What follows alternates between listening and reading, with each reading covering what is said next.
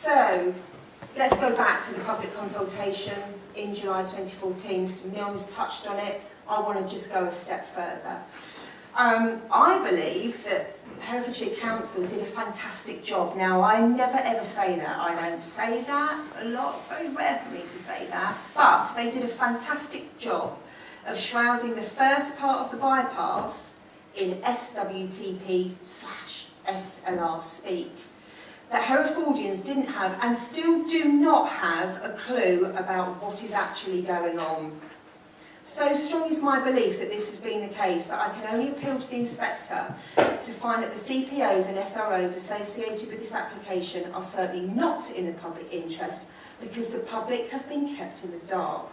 And if you don't believe me, go out on the streets and ask Joe Public what the CPOs and the SROs for the SLR are all about. The vast majority will stare at you blankly. The public have no idea. Herefordians love to talk about the bypass. Massive bypass debate's been going on for years. Literally years. You go east, west, not built at all. We love a debate about the bypass. Everyone in this county has got something to say about the bypass.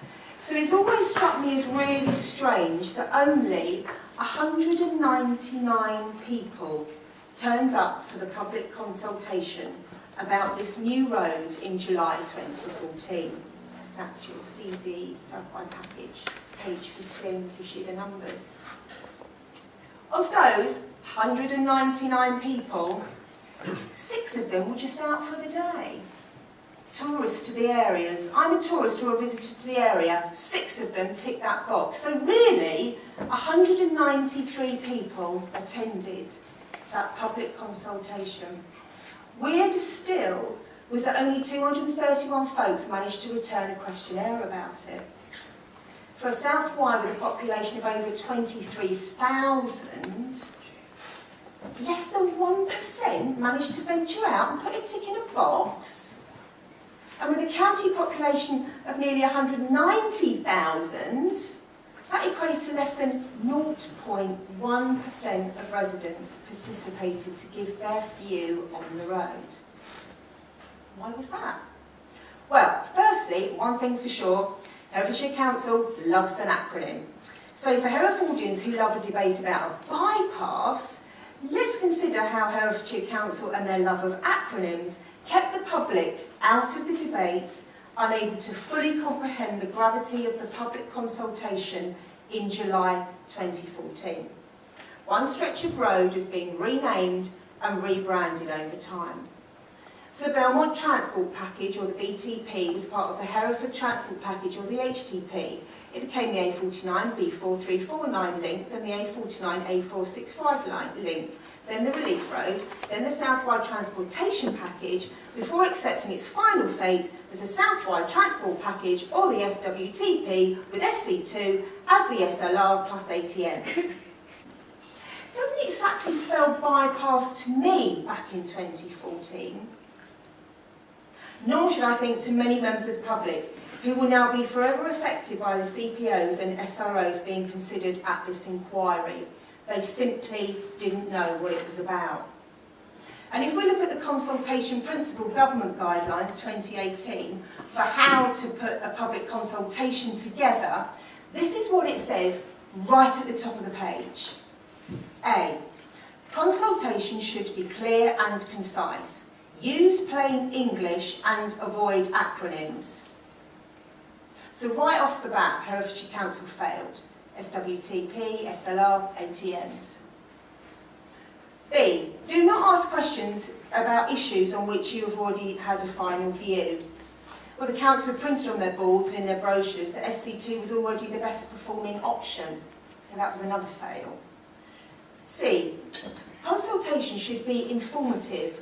Give enough information to ensure that those consulted understand the issues and can give informed responses. Include validated impact assessments of the costs and benefits of the options being considered. Well, over 4 years on, we're still waiting for that. As Mr. Brooks told us, the council cannot consider the benefits as there are no costs. The SLR still has no costs and no benefits and still no ATMs. The public will have given enough information to make informed responses then, and couldn't possibly have understood the repercussions of the CPOs and the SROs being considered today. Next one, consultation should be targeted. Ensure they're aware of the consultation so that people can access it. Consider how to tailor consultations to the needs and preferences of particular groups, such as older people. Lots of older people in Hereford. Have they all got computers? Can they get the bus to the library? These are the kind of things that Herefordshire Council should have considered. But they didn't. For those who knew what the SWTP was and could access the internet, there were supporting documents and drawings that were enormous. In total, there were 109 files, totalling over 800 megabytes, and 20 of them were over 10 megabytes each. So expecting maybe an elderly person to download 109 files living in rural Hereford was an arse, a really big arse. And remember, only 231 folks managed to complete the questionnaire. There are 190,000 population of Hereford. CD5, the call-in cabinet decision of the Southwide Transport Package in yours. It's, I'm not sure if you've got it as a... There's a note here that's tab 3, okay. CD5. So that's the call-in, it's CD5. CD5B? One of those, Yeah. Yes.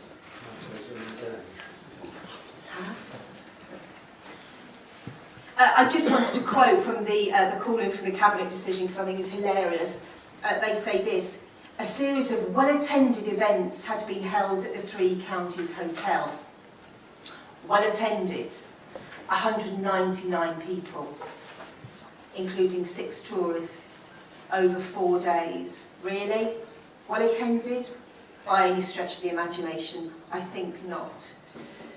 Residents most directly affected by the road scheme were invited by letter dated 17th of June 2014 from Mr Ball to a preview on the first day of the public consultation. That's your Appendix 6. And Mrs Lane confirmed to me in her email of the 9th of July that indeed 160 invitations were sent to homes most directly affected by the road and within a 600-metre radius of the scheme. So, we can account for 160 people that were directly affected by the scheme that were personally invited to the public consultation. 160 out of 199 who turned up to the public consultation. But this, sadly, only highlights that less than 40 people pitched up to respond to the Southern Wide Transport Package of their own accord. 40 people out of a population of 190,000. SC2 was preferred by 35% of these people that managed to make it there. That equates to 71 people. Parsons Brinkhoff concluded, however, that this illustrates that there was a clear preference for route SC2. 71 people out of a population of 190,000. 71 people put a tick in a box for SC2. Why didn't the others show up? Could it be lazy, couldn't get out of bed, didn't know where it was, haven't got a computer, haven't got a car, can't get there? Or could it be that they simply didn't know anything about it?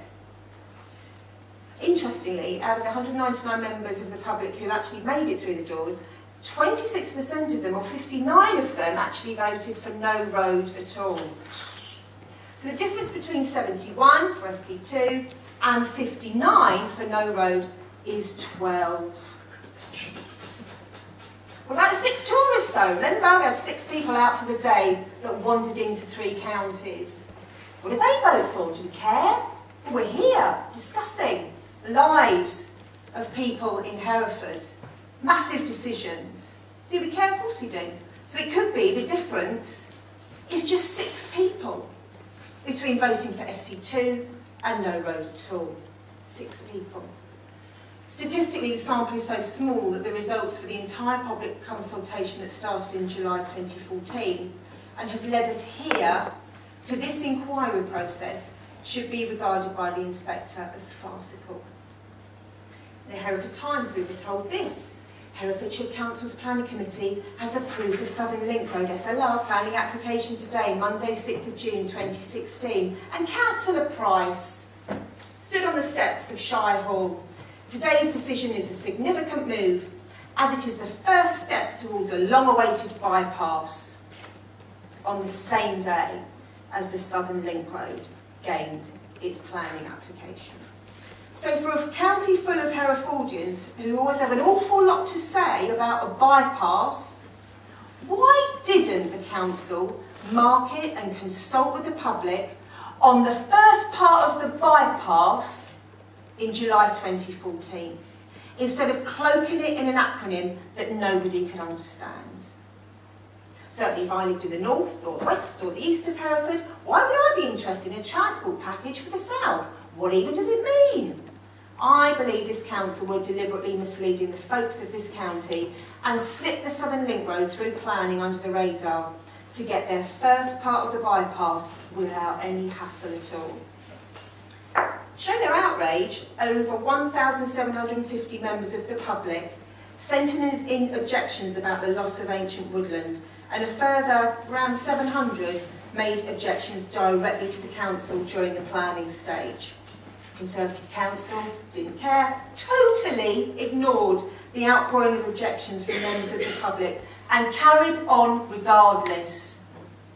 700 objections versus 71 votes for SC2 at the Southern Wide Transport Package consultation. 700 versus 71.